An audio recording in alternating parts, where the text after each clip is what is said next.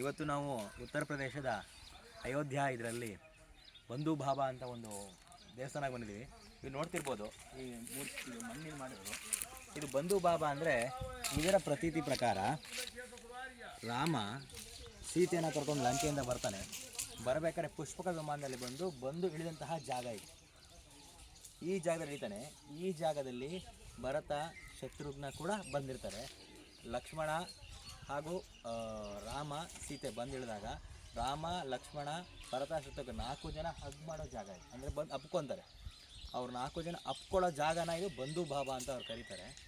ಇದರಲ್ಲಿ ಇನ್ನೊಂದು ಏನು ಸ್ಪೆಷಲ್ ಅಂದರೆ, ಇಲ್ಲಿ ಬನ್ನಿ, ಈ ಕಡೆ ಇಲ್ಲಿ ಬನ್ನಿ.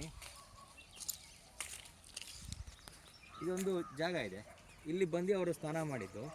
ಇದರ ಪ್ರತೀತಿ ಏನಿದೆ ಅಂದರೆ, ಬಂದಾಗ 14 ವರ್ಷ ರಾಮ ಹೇಗೆ ಅವನು ವನವಾಸದಲ್ಲಿ ಇದ್ದು ಸೀತೆಗೆ ಇದು ಮಾಡಿ ಹುಡುಕ್ತಾ ಇರ್ತಾನೆ, ಅದೇ ರೀತಿ ಭರತಂಗೆ ತನಗೆ ರಾಜ್ಯ ಸಿಕ್ಕಿದ್ರು ಕೂಡ ರಾಜ್ಯನ ತ್ಯಜಿಸಿ ಅವನು ಒಬ್ಬ ಸನ್ಯಾಸಿಯಾಗಿ ಒಂದು ಕಡೆ ಇರ್ತಾನೆ.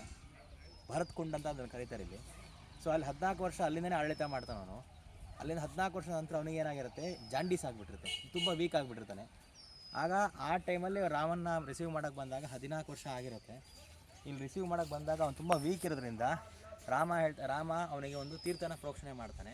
ಮಾಡಿದ ತಕ್ಷಣ ನನಗೆ ಇದರಿಂದ ವೀಕ್ನೆಸ್ಸು ಕಂಪ್ಲೀಟಾಗಿ ಕ್ಲಿಯರ್ ಆಗುತ್ತೆ.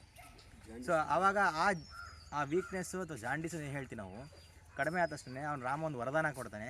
ಯಾರು ಈ ಜಾಗದಲ್ಲಿ ಈ ಕುಂಡದಲ್ಲಿ ಬಂದು ಸ್ನಾನ ಮಾಡ್ತಾರೋ ಅವರಿಗೆ ಈ ಜಾಂಡೀಸು ಜೀವಮಾನದಲ್ಲಿ ಯಾವುದೇ ಭಾಗದಲ್ಲಿ ಬರೋದಿಲ್ಲ. ಸೊ ಹಾಗಾಗಿ ಇದೊಂದು ನಂಬಿಕೆ ಇದೆ ಇಲ್ಲಿ ಬಂದು ಮಂಗಳವಾರ ಮತ್ತು ಭಾನುವಾರ ಯಾರು ಇಲ್ಲಿ ಸ್ನಾನ ಮಾಡ್ತಾರೆ ಅವರಿಗೆ ಯಾವುದೇ ರೀತಿ ಜಾಂಡೀಸ್ ಕಾಯಿಲೆ ಕೂಡ ಬರೋದಿಲ್ಲ. ಸೊ ಹಾಗಾಗಿ ಇದು ಒಂದು ತುಂಬ ಚೆನ್ನಾಗಿದೆ ಜಾಗ. ಒಂದು ನಂಬಿಕೆ ಕೂಡ ತುಂಬ ಇದೆ. ಇದು ಒಂದು ಮರ, ಆಲದ ಮರ ನೋಡಿ, ಅರಳಿ ಮರ ಎಷ್ಟು ವರ್ಷದ ಅಂತ ಯಾರಿಗೂ ಇತಿಹಾಸನೇ ಗೊತ್ತಿಲ್ಲ, ತುಂಬ ವರ್ಷದಿದೆ. ಮತ್ತು ಏನು ಇದು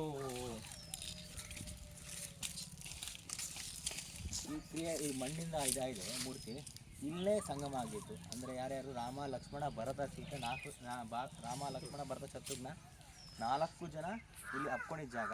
ಈ ಮಣ್ಣು ಕೂಡ ಆ ಟೈಮಿಂದ ಆಗಿರೋದು. ಮಳೆ ಗಾಳಿ ಚಳಿ ಬಂದರೂ ಕೂಡ ಏನು ಜಗ್ಗಿಲ್ಲ ಬಗ್ಗಿಲ್ಲ.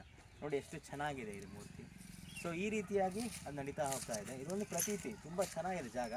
ಅಯೋಧ್ಯೆಯಲ್ಲಿ ಸುಮಾರು 14 ಕಿಲೋಮೀಟರ್ ದೂರ ಆಗುತ್ತೆ.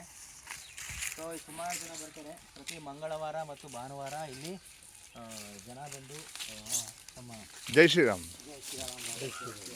ಬಂದು ಇಲ್ಲಿ ನೀರಲ್ಲಿ ನಿಂತಾರೆ.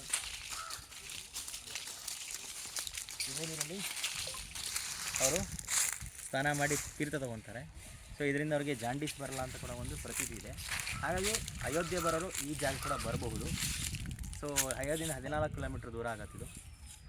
ಪುಂಡಹರಿ ಅಂತ ಕರೀತಾರೆ, ಇದನ್ನು ಪುಂಡಹರಿ ಕುಂಡ್ ಅಂತ ಕರೀತಾರೆ. ಇಲ್ಲಿಗೆ ತಾವು ಎಲ್ಲ ಬರಬಹುದು. ಧನ್ಯವಾದ.